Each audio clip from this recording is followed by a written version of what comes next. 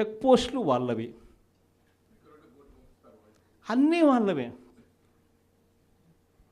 ఇవన్నీ దాటుకొని మళ్ళీ పోర్టుకు వచ్చింతే పోర్టులో కస్టమ్స్ అధికారులు,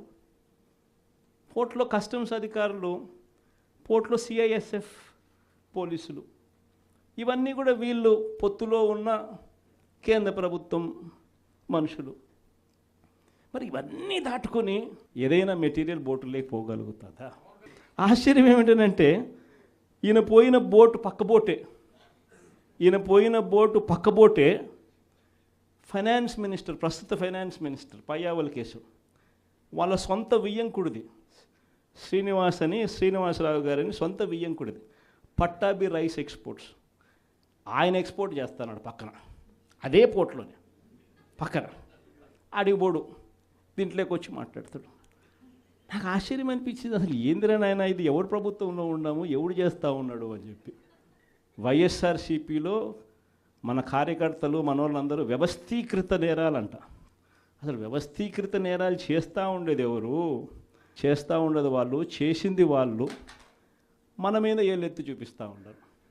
నిజంగా ఇవన్నీ చూసినప్పుడే అసలు ఎందుకు జరుగుతూ ఉన్నాయి ఇవన్నీ అని చెప్పి చూస్తే, రైస్ ఎక్స్పోర్ట్స్లో ఆంధ్ర రాష్ట్రం, ధాన్యం ఎక్స్పోర్ట్, బియ్యం ఎక్స్పోర్ట్స్లో ఆంధ్ర రాష్ట్రం నెంబర్ 1గా ఇప్పుడు నుంచి కాదు, దశాబ్దాలుగా మనమే నెంబర్ 1.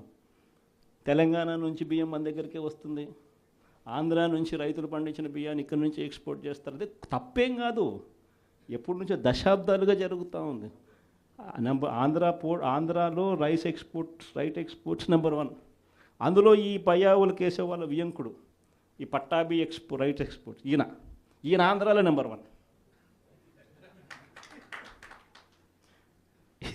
ఇది నిజంగా ఇది కొత్త ఏం కాదు. ఎందుకనంటే ఇది ఎప్పటి నుంచో జరుగుతూ ఉండేది. బియ్యం అనే రైతులు పండిస్తూ ఉన్నారు, రైతులకు గిట్టుబాటు ధర రావాలి, రైతులకు మంచి రేటు రావాలి అని అంటే ఎక్స్ట్రా పండించిందంతా రైతులు ఎక్స్పోర్ట్ చేసుకుంటూ ఉండే సాంప్రదాయం ఎప్పటి నుంచో జరుగుతూ ఉంది. అయితే దీన్ని ఎలా ట్విస్ట్ చేస్తూ ఉన్నారు అనేది ఇప్పుడు ఆశ్చర్యం. మన ప్రభుత్వంలో డీలర్ల వ్యవస్థను మనం పక్కన పెట్టి ఇంటి వద్దకే బియ్యం సప్లై కింద మనం MDUs తీసుకొచ్చి, మొబైల్ డిస్పెన్సింగ్ యూనిట్లను తీసుకొచ్చి ఇంటి వద్దకే బియ్యం సప్లై తీసుకుపోయినాం.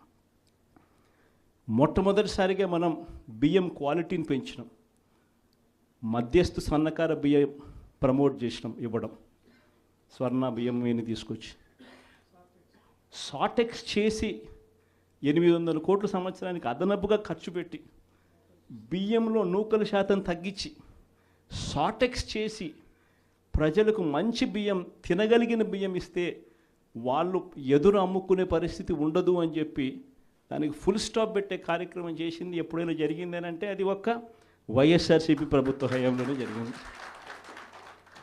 ఈరోజు వీళ్ళు ఏం చేస్తూ ఉంటారు? ఈరోజు ఒక పద్ధతి ప్రకారం ఫస్ట్ ఇంటి వద్దకే బియ్యం ఆపేసినారు. వాళ్ళకి ఇచ్చే బియ్యం ఇంతకుముందు మనం షార్టెక్స్ చేసి మంచి క్వాలిటీ బియ్యం మనం ఇస్తూ ఉంటే, మధ్యస్థ సన్నకార బియ్యం షార్టెక్స్ చేసి మనం ఇస్తూ ఉంటే ఈరోజు లేదు, ఈరోజు నిర్వీర్యం చేశారు. చేసి వీళ్ళు ఇవన్నీ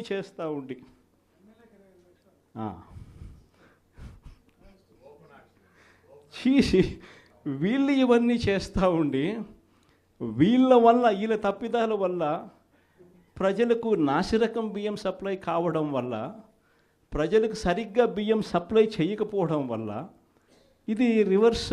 ప్రజల దగ్గర నుంచి ఈ డీలర్లు కొనుక్కోవడం, ఈ డీలర్ల దగ్గర నుంచి ఎమ్మెల్యేలు తీసుకోవడం, ఎమ్మెల్యేల దగ్గర నుంచి ఎక్స్పోర్ట్స్, ఇది జరుగుతూ ఉండదు. ఇప్పుడు తప్పు వీళ్ళు చేస్తూ ఉండి ఇంకొకరి మీద ఏళ్ళెత్తి చూపిస్తారు.